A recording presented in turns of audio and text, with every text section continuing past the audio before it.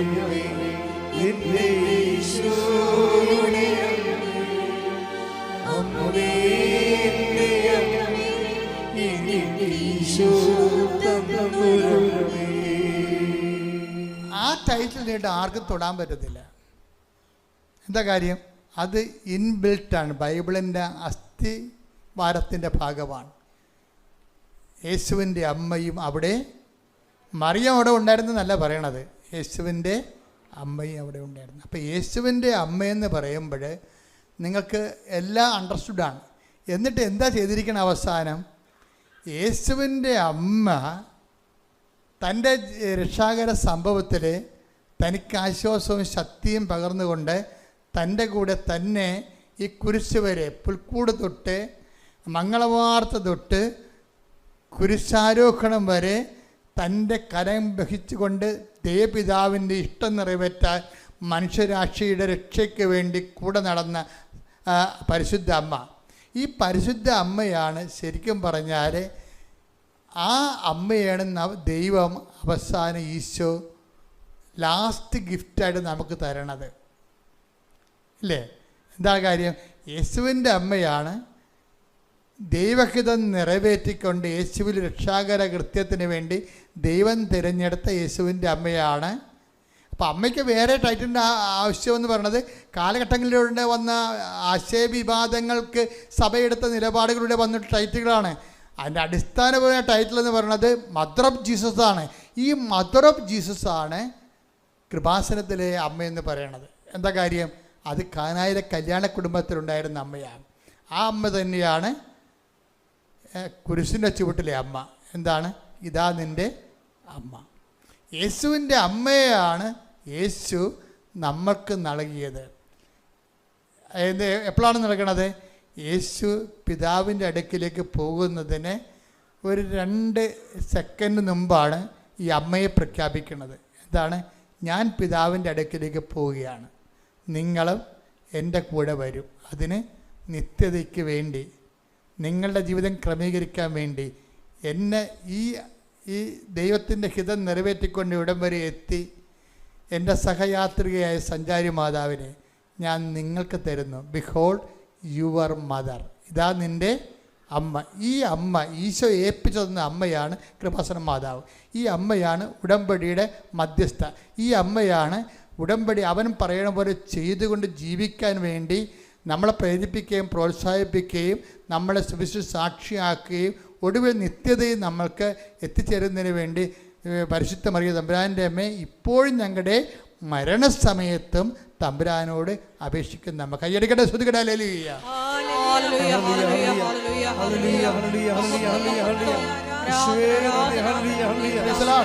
അപ്പോൾ ഇതിൻ്റെ വിഷയം എന്ന് പറയുന്നത് ഈ ക്യാപിറ്റൽ ടൈറ്റിൽ മദർ ഓഫ് ജീസസിനെ ബിഹോൾഡ് യുവർ മദർ, ഇതാ നിൻ്റെ അമ്മയെന്നും പറഞ്ഞ് നമുക്ക് നൽകിയത് ആരാണ്? സഭയല്ല, പിന്നെ ആരാണ്? ഈശോയാണ്. അതാ വിഷയം. അതിൽ ഒരു മാറ്റം ഉണ്ടാകത്തില്ല. എന്താ വിഷയം? ഈശോയാണ് തൻ്റെ അമ്മയെ നമ്മൾക്ക് നൽകിയത്. ഈ അമ്മയുടെ മധ്യസ്ഥത്തിലാണ് നമ്മൾ ഉടമ്പടി ചെയ്ത് ദൈവഹിതപ്രകാരം ജീവിച്ചുകൊണ്ട് സുവിശേഷത്തിൻ്റെ സാക്ഷികളായി നിത്യത. അപ്പോൾ ഉടമ്പടി എന്ന് പറഞ്ഞാൽ എന്താണ്? ഇഹത്തിലും പരത്തിലും നിത്യത വരെ എത്തുന്നതാണ് ഉടമ്പടിയുടെ ലക്ഷ്യം. അല്ലാതെ ഒരു 3 മാസത്തെ ഉടമ്പടിയും കുറച്ച് അനുഗ്രഹങ്ങൾ മേടിച്ചെടുക്കാനുള്ള താൽക്കാലിക നടപടിക്രമം അല്ലത്. അപ്പം അതുകൊണ്ട് തന്നെയാണ് ദൈവം ഇതിനെ അംഗീകരിച്ചിട്ട് ഇത്രയും അടയാളം കാണിച്ചിട്ട് ഈ കാലഘട്ടത്തിൻ്റെ ആശ്വാസ കേന്ദ്രമായി കൃപാസന ശുശ്രൂഷ ദൈവം ഉയർത്തുന്നതിൻ്റെ പ്രധാനപ്പെട്ട കാര്യം അതാണ്. പ്രാർത്ഥിക്കുക. കർത്താവായ ദൈവമേ, ആന്തരിക അർത്ഥത്തിലെ ആധ്യാത്മികത ആവഹിക്കുന്നതിനും അനുവർത്തിക്കുന്നതിനും ക്രിസ്തുവിന്റെ ആധ്യാത്മികത ശുദ്ധ അമ്മയിലൂടെ അനുകരിക്കുന്നതിന് എന്നെ ശക്തമാക്കുന്നതിന് എനിക്കെല്ലാം ചെയ്യാൻ എന്നെ പ്രാപ്തമാക്കുന്നതിന് ഞാൻ നന്ദി പറയുന്ന നന്ദി, ആരാധന. ഹല്ലേലൂയ. ശ്രദ്ധിക്കട്ടെ. ഹല്ലേലൂയ. യേശുവേ ആരാധന, ആരാധന, ആരാധന. യേശുവേ നന്ദി, മഹത്വം, മഹത്വം, മഹത്വം. ആരാധന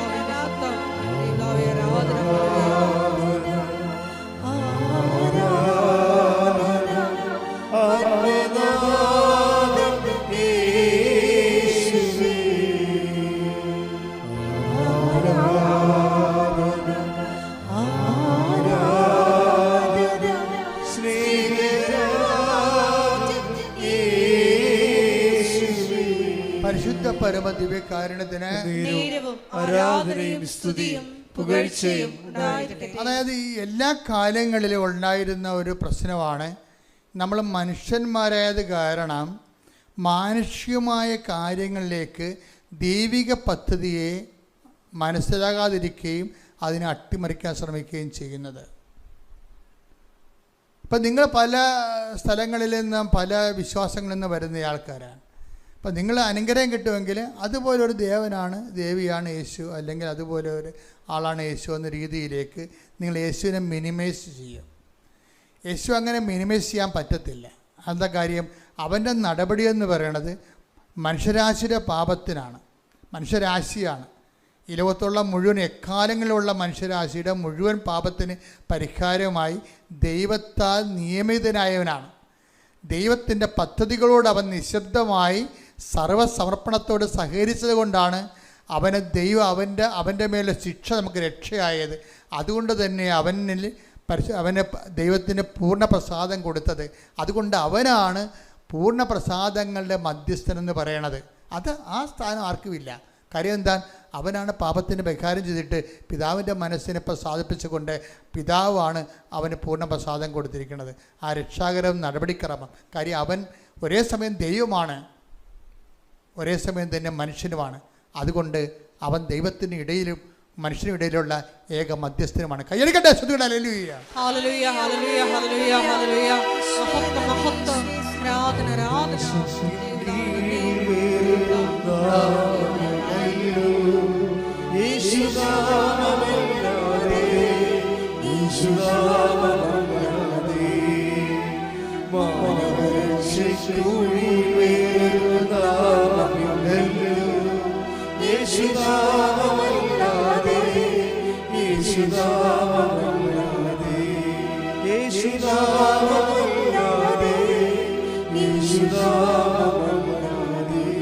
പരിശുദ്ധ പരമദിവ്യകാരുണ്യത്തിന് ആരാധനയും സ്തുതിയും പുകഴ്ചയും ഉണ്ടായിരിക്കട്ടെ. എക്കാലങ്ങളിലും യേശുവിനെ സാധാരണ മനുഷ്യൻ്റെ കപ്പ കഞ്ഞി, വീട്, ജോലി, വിവാഹം എന്നുള്ള കൊച്ചു കാര്യങ്ങളുടെ തമ്പുരാനാക്കി മാറ്റാൻ വേണ്ടി വളരെ സാധാന്യമായ ഒരു ബലപ്രയോഗം നടത്തിയിട്ടുണ്ട്.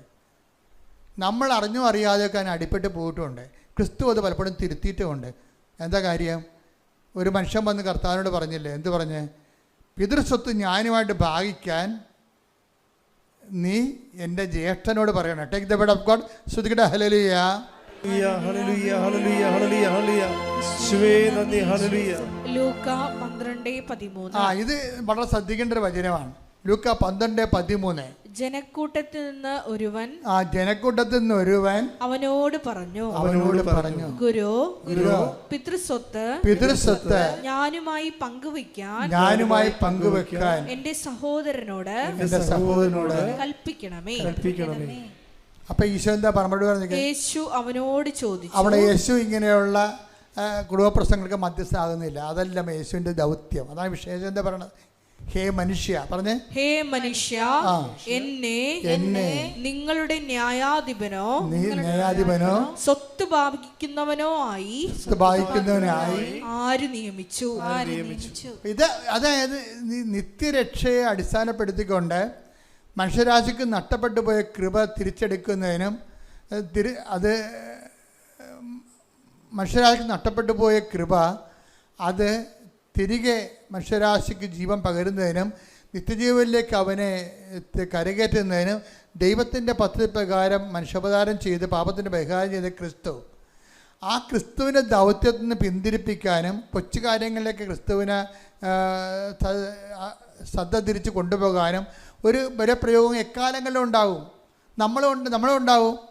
നമ്മളും കുർബാന കൂടുന്നതിൻ്റെ ഉദ്ദേശം എന്താ? പലരും പരിശുദ്ധ കുർബാന കൂടുന്നതിൻ്റെ ഉദ്ദേശം, പരിശുദ്ധ കുർബാന കൂടുമ്പോൾ പറയും പിശാപുതുക്കളെന്ന് പറയും. പരിശുദ്ധ കുർബാന എന്തിനാണ്?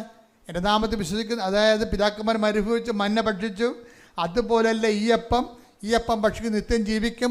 ലോകത്തിൻ്റെ ജീവന് വേണ്ടി ഞാൻ നൽകുന്ന അപ്പം എൻ്റെ ശരീരം തന്നെയാണ്. അതായത് എൻ്റെ ശരീരം ഭക്ഷിക്കുന്ന എന്നിലും ഞാൻ അവനിലും വസിക്കുന്നു.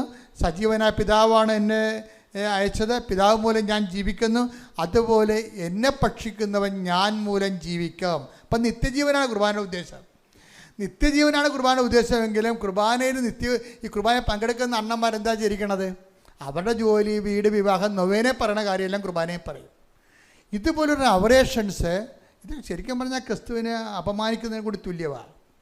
കാര്യം എന്താ വിഷയം? അത് പറയേണ്ടെന്നല്ല, മറ്റത് ഇല്ല അഭിമാനം കൊള്ളണം. ഒരു ഞായറാഴ്ച കുർബാന മുടങ്ങരുതെന്ന് പറഞ്ഞതിൻ്റെ കാരണം എന്ന് പറയണത്, മുടങ്ങിയില്ലെങ്കിൽ നിങ്ങളെ പട്ടിയടിക്കുമെന്നല്ല പ്രശ്നം. നിത്യജീവൻ, ക്രിസ്തു നേടിയെടുത്ത നിത്യജീവനോട് നിങ്ങൾക്ക് എന്തുമാത്രം ഐക്യദാർഢ്യമുണ്ട്. അത് ദൈവത്തിൻ്റെ സഹന ബലിയോടുള്ള നിങ്ങളുടെ ഐക്യദാർഢ്യമാണ്.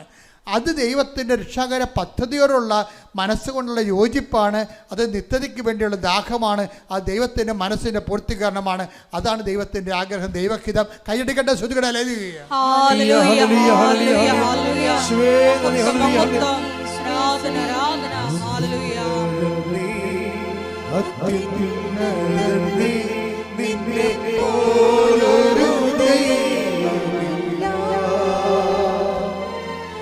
ഈശോയ്ക്കും അമ്മയ്ക്കും 1000 നന്ദി. പ്രത്യക്ഷീകരണത്തിൻ്റെ സാക്ഷിയായി എന്നെ എൻ്റെ കുടുംബത്തെ അനുഗ്രഹിച്ച തമ്പുരാനും ഈശോയ്ക്കും നന്ദി പറയുന്നു. എൻ്റെ പേര് ബിന്ദു. ഞാൻ കോട്ടയം ജില്ലയിലെ കാഞ്ഞിരപ്പള്ളി തമ്പലക്കാട്ട് ഇടവയിൽ നിന്ന് വരുന്നു.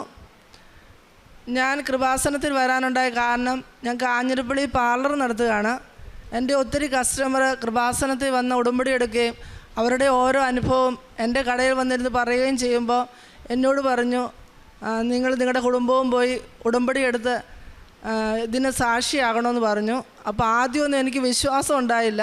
പക്ഷേ ഞാൻ കടയിലിരുന്ന് ഫോണിൽ റീൽസിൽ ഇതിലെല്ലാം കാണുമ്പോൾ ആദ്യമൊന്നും എനിക്ക് വിശ്വാസം വന്നില്ല. പിന്നെ അത് കഴിഞ്ഞിട്ട് ഞാൻ ഒത്തിരി പേരിങ്ങനെ പറയുന്നുണ്ട്, അവരുടെ സാക്ഷ്യം പറഞ്ഞു കഴിഞ്ഞപ്പം എനിക്കും അങ്ങനെ ഒരു അനുഭവം ഉണ്ടായി. അന്ന് എനിക്ക് യൂട്രസിൻ്റെ അകത്ത് പ്രശ്നമായിരുന്നു. അപ്പോൾ ഇവർ പറയുന്നത് കേട്ടുകൊണ്ട് ഇവർ പ്രാർത്ഥനാ പുസ്തകം അങ്ങനെ എല്ലാം കൊണ്ട് പ്രാർത്ഥനയെല്ലാം തന്നതിൻ്റെ ഫലമായി ഞാനും കടയിലിരുന്ന് പ്രാർത്ഥിക്കാൻ തുടങ്ങി. അങ്ങനെ എനിക്കൊരു അനുഭവം മാതാവിൽ നിന്ന് കിട്ടിയപ്പം ഞാൻ ഇവിടെ വന്നു. പക്ഷേ അന്ന് എനിക്ക് ഉടമ്പടി എടുക്കാൻ പറ്റുമെന്ന് അറിയത്തില്ലായിരുന്നു. അങ്ങനെ എൻ്റെ മോനെയും കൊണ്ട് ഞാൻ വന്ന് ഇവിടെ ആദ്യം ഉടമ്പടി എടുത്തു. ഇവൻ ഉടമ്പടി എടുത്ത് 3 മാസം കഴിഞ്ഞ് പുതുക്കാൻ വന്നപ്പം ഞാനും 3 മാസം കഴിഞ്ഞ് എൻ്റെ ഉടമ്പടി പൂർത്തിയാക്കാൻ വന്നപ്പോൾ എൻ്റെ ഹസ്ബൻഡും എടുത്തു. അങ്ങനെ ഞങ്ങൾ 3 പേരും ഇപ്പം ഉടമ്പടിയിലാണ്. ഇപ്പം എൻ്റെ മോന് വേണ്ടി സാക്ഷ്യം പറയാനാണ് ഞാനിവിടെ വന്നേക്കുന്നത്.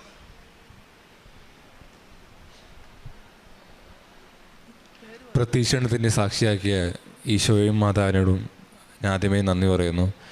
എൻ്റെ പേര് അഭിഷേക്. ഞാൻ കോട്ടയം ജില്ലയിലെ തമ്മലക്കാട് ഇടവയിൽ നിന്ന് വരുന്നു. ഞാൻ +2 കഴിഞ്ഞ് ജർമ്മൻ പഠിക്കുന്ന സമയത്താണ് ഞാൻ ഉടമ്പടി എടുത്തത്.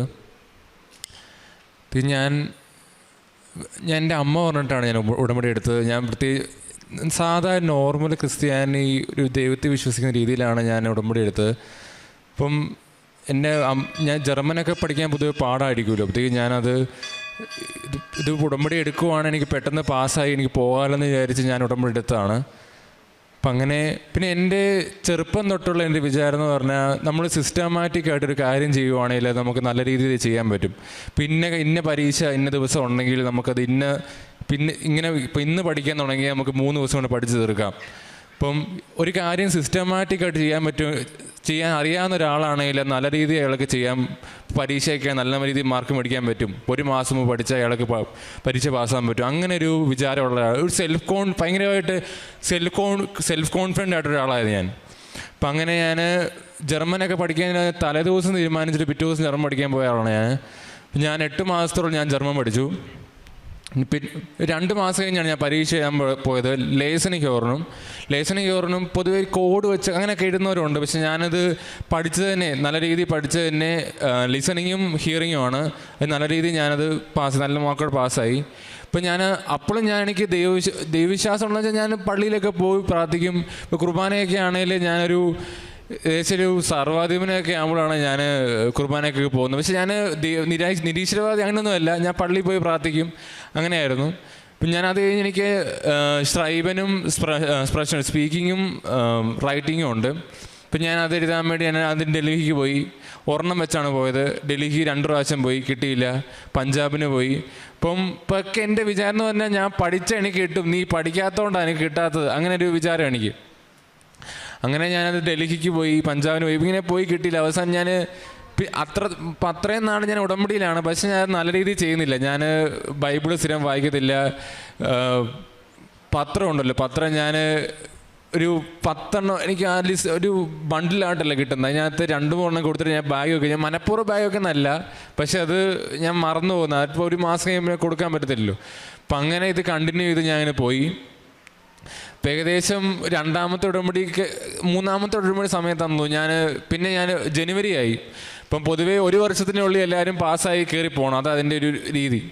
ഇപ്പോൾ ജനുവരി ആയപ്പോൾ ഞാൻ ജനുവരിയോട് ഉടമ്പടി പുതുക്കാൻ വന്നപ്പോൾ ഞാൻ മാതാവിനോട് പറഞ്ഞു, ജൂണിനുള്ളിൽ ഇത് ശരിയായില്ലേ ഞാൻ തിരിച്ച് ഇങ്ങോട്ട് വരത്തില്ലെന്ന് പറഞ്ഞു. എന്നിട്ട് ഞാൻ ഹൈദരാബാദിന് പോയി.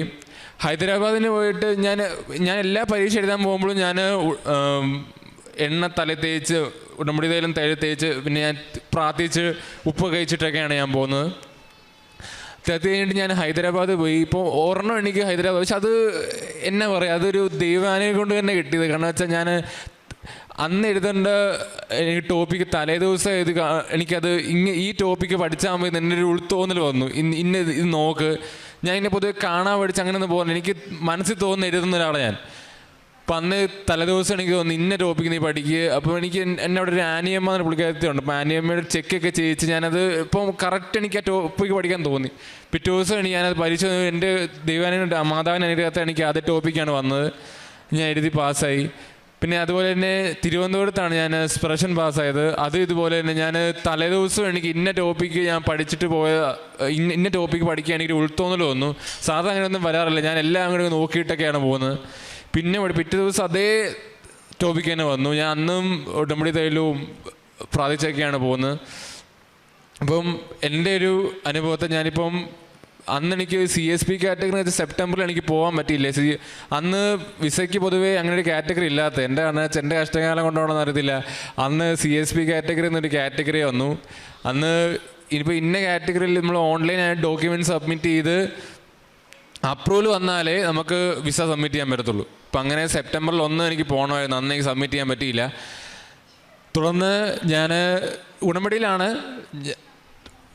ആയിട്ട് ഞാനത് അന്ന് പോകാൻ പറ്റില്ല. പിന്നെ അവിടെ ഞാനൊരു ഇൻസ്റ്റിറ്റ്യൂട്ടിൽ പഠിപ്പിക്കാൻ കയറി. ഞാൻ ഈ കാലയളവിൽ തന്നെയാണ് ഞാൻ പഠിപ്പിക്കാൻ കയറിയത്. ഇപ്പം ഞാൻ അവിടെ എനിക്കൊരു അഡ്മിൻ സ്ഥാനമൊക്കെ കിട്ടി. ഞാൻ അവിടെ പൊതുവേ ഒരു 1-2 മാസമൊക്കെയാണ് അസീസി ഇൻസ്റ്റിറ്റ്യൂട്ടിലാണ് പറഞ്ഞാൽ പൊതുവെ 1-2 മാസമൊക്കെയാണ് അവിടെ ചെയ്യുന്നത്. പക്ഷേ എന്താണെന്ന് വെച്ചാൽ ഞാൻ 7 മാസത്തോളം ഞാൻ അവിടെ അഡ്മിനായിരുന്നു. വെച്ചാൽ ഞാൻ +2 കഴിഞ്ഞ ഒരാളാണ്. നല്ല രീതിയിൽ ഞാൻ ഈ മൈക്ക് പിടിച്ച് ഇങ്ങനെ സംസാരിക്കുന്നത് തന്നെ ഒരു വലിയൊരു അനുഗ്രഹമായിട്ടാണ്. ഞാൻ പൊതുവേ ഒരു പൊതുവേദികളിൽ നിന്ന് ഇങ്ങനെ സംസാരിക്കാൻ ഭയങ്കര ധൈര്യം കുറവുള്ള ഒരാളാണ്. പിന്നെ ഒരു കാര്യം ചൊവ്വേനേരെ പറയാൻ എനിക്കറിയില്ല. ഇപ്പം ഞാൻ എന്ത് സംസാരിക്കുവാണെങ്കിലും ഇങ്ങനെ കുറഞ്ഞ സംസാരിക്കുന്നതാണ്. അപ്പം നല്ല രീതി കോൺഫിഡൻ്റ് ആയിട്ടൊരു 100-200 പേര് നിൽക്കുന്ന രീതിയിൽ ഇങ്ങനെ സംസാരിക്കും. ഞാൻ പിള്ളേരോട് ഇങ്ങനെ എനിക്കവിടെ സംസാരിക്കും. ഞാൻ ഈ മൈക്കിൻ്റെ എൻ്റെ ഒരു പ്രശ്നമൊക്കെ മാറി. അങ്ങനെ ഞാൻ 7 മാസത്തിൽ അവിടെ ആയിരുന്നു. ഇപ്പം ഞാൻ വിസയ്ക്ക് വെച്ചു, വിസ കിട്ടി. പിന്നെ ഈ കാലം എനിക്ക് എന്നാ പറയാം, ഈ റിജക്ഷൻ വരാൻ സാധ്യതയുണ്ട്. വാലിഡിറ്റി 1 വർഷം കഴിഞ്ഞാൽ ചിലപ്പോൾ റിജക്ഷൻ വരാനുള്ള സാധ്യതയുണ്ട്. അപ്പോൾ അതുകൊണ്ട് അതാണെന്ന് വെച്ചാൽ ഞാൻ ഒന്നുകൂടെ പോയി B1 പരീക്ഷ എഴുതി. എനിക്ക് B1 പരീക്ഷ ഒറ്റയടിക്ക് കിട്ടി. ഇപ്പം ഞാൻ പറയുന്നത് നമ്മുടെ കോൺഫിഡൻസ് നല്ലതാണ്, പക്ഷെ ദൈവാനുഗ്രഹം ഇല്ലാതെ നമുക്ക് ഒരു പരിപാടി നടക്കത്തില്ല. ഇപ്പം ഞാൻ ഇപ്പോഴും ഉടമ്പടിയിലാണ്. ഇത് തുടർന്ന് ഇതുപോലെ പോകും. ഇപ്പം എനിക്ക് പറയുന്നത് അമ്മയുടെ അനുഗ്രഹത്താൽ അമ്മയുടെ അനുഗ്രഹത്താൽ എനിക്ക് എല്ലാം ശരിയായി. ദൈവത്തിന് നന്ദി. Thank you. കാരുണ്യപ്രവൃത്തി ഞങ്ങൾ ചെയ്തത്, ഞാൻ അവിടെ മാനസിക രോഗികളായിട്ടുള്ള ആശ്രമത്തിൽ ഉച്ചഭക്ഷണം ഉണ്ടാക്കാൻ മാസത്തിൽ 1 വെച്ച് പച്ചക്കറിയൊക്കെ അരിയാനായിട്ട് അവിടെ മാതൃദീപ്തിയിലെ അംഗങ്ങളോടുകൂടെ പോകുമായിരുന്നു. മാതൃദീപ്തിയിലെ മെമ്പറാണ് ഞാൻ. പിന്നെ ഞാൻ ബ്യൂട്ടി പാർലറിലിരുന്ന് ഞാൻ കൊന്ത കഴിവതും ചെല്ലും. കസ്റ്റമർ പോയി കഴിയുമ്പോഴേ കൊന്ത ചെല്ലും കണ്ടിന്യൂസ് ആയിട്ട്. പിന്നെ ഞാൻ ചെയ്യുന്ന ഡെയിലി ബ്രെഡ് കാണും. പിന്നെ ചൊവ്വാഴ്ചത്തെ ധ്യാനം കൂടും. ഇതെല്ലാം എൻ്റെ കസ്റ്റമർക്ക് മുഴുവൻ ആൾക്കാർക്കും അക്രൈസ്തവർക്കും അല്ലാത്തവർക്കും എല്ലാം ഞാൻ ഷെയർ ചെയ്യും. പിന്നെ എനിക്കുണ്ടായ ഒത്തിരി അനുഭവം ഞാൻ എൻ്റെ കടയിൽ വരുന്നവരോട് പറഞ്ഞ് ഈ കൃപാസനത്തിൽ എത്തിച്ചിട്ടുണ്ട്. അങ്ങനെ 3 കുടുംബം ഇവിടെ വന്നു, അവർക്കും അനുഭവം ഉണ്ടായി. അവരുടനെ ഇവിടെ വന്ന് സാക്ഷ്യം പറയാനായിട്ട് ഇരിക്കുകയാണ്.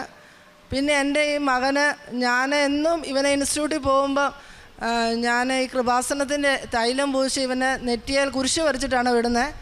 അപ്പോൾ ഇവന് ഈ വിസ പ്രോസസ്സിങ് നടന്ന സമയത്ത് ഞാൻ എന്ന് പിന്നെ ബൈബിള് വായിക്കും, രാവിലെയും വൈകിട്ടും ബൈബിള് വായിക്കും രാവിലെയും വൈകിട്ടും. പക്ഷേ ഇവൻ ഇറങ്ങി ബൈക്ക് സ്റ്റാർട്ട് ചെയ്യുമ്പോൾ എൻ്റെ ചങ്കിലൊരു ഉൾവിളിയാണ് എപ്പോഴും. അപ്പോൾ അന്ന് രാവിലെ എന്നും കർത്താവിൻ്റെ 91 സങ്കീർത്തനം കർത്താവിൻ്റെ സംരക്ഷണം ചൊല്ലി ഇവൻ ബൈക്ക് സ്റ്റാർട്ടാകുമ്പോൾ ഞാനിത് ചൊല്ലിക്കൊണ്ട് സിറ്റൗട്ടിൽ നിൽക്കും. അപ്പോൾ അന്ന് പോയി കഴിഞ്ഞപ്പം പറഞ്ഞെങ്ങാനും അസിസി ഇവൻ്റെ ഇൻസ്റ്റിറ്റ്യൂട്ട് അടുക്കാവുന്ന തൊട്ടടുത്ത വളവ് വെച്ച് വലിയൊരു ആക്സിഡൻ്റ് ഉണ്ടായി. പക്ഷേ പിന്നെ 2 വണ്ടി തമ്മിൽ ഭിത്തിയെ കൊണ്ട് ഇവനെ ഇടിച്ച് തെറിപ്പിച്ചിട്ട് ഇവൻ റോഡിൽ വന്ന് വീണു. പക്ഷേ ആ വന്ന വണ്ടിക്ക് ഇവൻ്റെ ബൈക്ക് ഒത്തിരി ഇതായിട്ട് പോയി. പക്ഷേ കാലിൻ്റെ ഇവിടെ മാത്രം ചെറുതായിട്ടൊന്ന് സ്കാർച്ച് ചെയ്തേ ഉള്ളൂ. പക്ഷേ ഞങ്ങൾ വിസ പ്രോസസ്സിങ്ങിന് വെച്ച് ഈ കേസ് വല്ലതും വന്നെങ്കിൽ എന്നാ ചെയ്യുന്ന ഓർത്തോണ്ട് ഞങ്ങൾക്ക് ഭയങ്കര പേടിയായിരുന്നു. പക്ഷേ അതിനെല്ലാം മാതാവും ഈശോയും എൻ്റെ കുഞ്ഞിനെ ഞങ്ങളുടെ കുടുംബത്തെ രക്ഷിച്ച് ഒത്തിരി അനുഗ്രഹം തന്നിട്ടുണ്ട്, ഒത്തിരി കൃപ തന്നിട്ടുണ്ട്. ഈ ഉടമ്പടി വസ്തുക്കൾ ഉപയോഗിച്ചതിൻ്റെ ഫലമായിരുന്നു ഞാൻ ഒത്തിരി വിശ്വസിക്കുന്നുണ്ട്. എൻ്റെ യൂട്രസിൻ്റെ പ്രശ്നം മാറി. എൻ്റെ 13 ഈ ഗർഭപാത്രം തള്ളി ബ്ലീഡിങ് ആയിരുന്നു. അതെല്ലാം എനിക്ക് 13 പോയിൻറ്റിൽ ഇപ്പം ഞാൻ അത് ഈടെ പോയി സ്കാൻ ചെയ്തപ്പം 6 പിന്നെ എനിക്ക് ഹെർണിയയുടെ അസുഖമുണ്ട്. ഇപ്പം ഞാൻ നട്ടലിന് ബെൽറ്റ് ഇട്ടിരിക്കുവാണ്. അപ്പം ഞാൻ ഉടമ്പടി വസ്തുക്കൾ വെച്ച് ഞാൻ അത് ഉപയോഗിച്ചതിൻ്റെ ഫലമായിട്ട് എനിക്ക് ഒത്തിരി അനുഭവം സാക്ഷിയും പറയാൻ ഈ കൃപാസനത്തിൻ്റെ അൾത്താരയിൽ വന്ന് എൻ്റെ കുടുംബത്തെ ഞങ്ങളെ അനുഗ്രഹിച്ചതിന് ഈശോയ്ക്കും മാതാവിനും 1000 നന്ദി പറയുന്നു. Thank you, Jesus. Thank you, Krupasanam Mother. My name is Reena Paul. I come from Kottayam. I am a native of Goa. Now I stay in Kottayam. I came to know about Krupasanam when I got a newspaper in 2019 from a child who had come over here to pray. In 2019, I came over here after I received the newspaper. I read everything. I came over here, I took the Odambadi, and I was in Odambadi all these years. In 2025, during afternoon, I went into our property and I got a snake bite. Upon a bite, I realized that it was a snake. We took the photograph of the snake, and I was soon taken to the hospital at the earliest. After reaching the hospital, the doctors identified the snake as humped nose pit viper. Doctors said there is no antivenom for this snake. So doctors said you have to rely on God. We'll try our best. We have we cannot give guarantee for your life. He said we'll do symptomatic treatment. That's the only thing. And doctors also said there can be bleeding, the BP is high, the clotting factor is not within the limit, and many other parameters are not within the limits. Initially, I was not told about this, but later on, after I was admitted to the ICU, my family members told me that the condition is serious, as there are no antivenom for this humped nose pit viper. So while at the ICU, I prayed to Mother Mary because I was a regular comer to the Krupasanam, and I used to do my Odambadi and all the other regular prayers. I prayed to Mother Mary. Mother Mary, if I have to die, I have no objection, but I only want one affirmation and confirmation from you that I should be taken to heaven. Please don't send me to purgatory. If purgatory is my destiny, please heal me. I said, Jesus the healer, please help me. So upon praying like this, while in the ICU, the next day, the priest brought the Holy Eucharist. And slowly after receiving the Holy Eucharist, I saw the changes. And meanwhile on the bed, I was praying regularly to Krupasanam Mother, that Mother, either you heal me or you please take me to heaven. So, but God had different plans.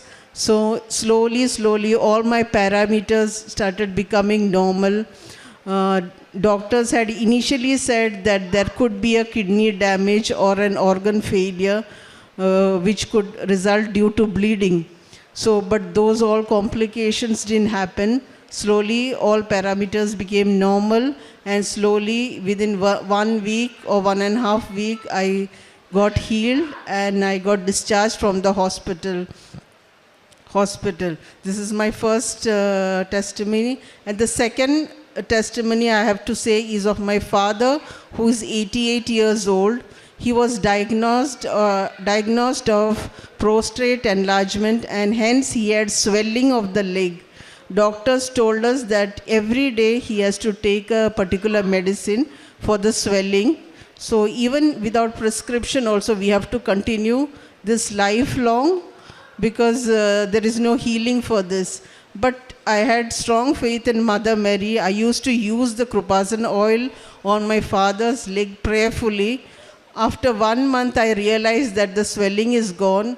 And after we confirmed it from the doctor that the swelling is gone and he's completely healed from it. So I thank Jesus and Krupasana Mary, Mother Mary, for helping me in everything. And I, as in Odambadi, I do all the Krupasana prayers regularly. And also I took part in Krupasana Jamalra rally for the past 2 years. And as a part of work of mercy, when I go to my native, that is Goa, I do distribute the Krupasana papers in English. When I am in Kerala, of course, I distribute the Malayalam newspaper in the bus stand and all the other places where I don't know. I generally go off to far-off places to distribute the paper. And while I go to Goa, when I distribute the paper, they don't know much about Krupasana Mother Mary. So initially, I find it difficult to explain to them. But later on, it's like it's not me who's speaking, it's Mother Mary who's speaking to them. So when I go there, along with the newspaper, I also distribute the salt also. I also tell them about the importance of the salt and how the Mother Mary's apparition at Krupasanam is, and all about those things. And after the snake bite and the healing, successive healing, what I realized was that it was a confirmation of my faith that Jesus is really present in the Holy Eucharist, and Jesus is the healer, and Mother Mary does help. Of course, I knew she would help, but it was more of confirmation of my faith. And this helped me realize that it's a matter of just one snake bite for you to lose your life. So what it matters is your life after death. And so we have to be prepared all the time for an eternal life, and that too with Jesus in heaven. Thank you, Jesus. Thank you, Mother Mary. Thank you for giving me a second life. And thank you. And I ask Jesus and Mary to be my guide always, and Holy Spirit to guide me and to lead a good Christian life. Thank you, Jesus.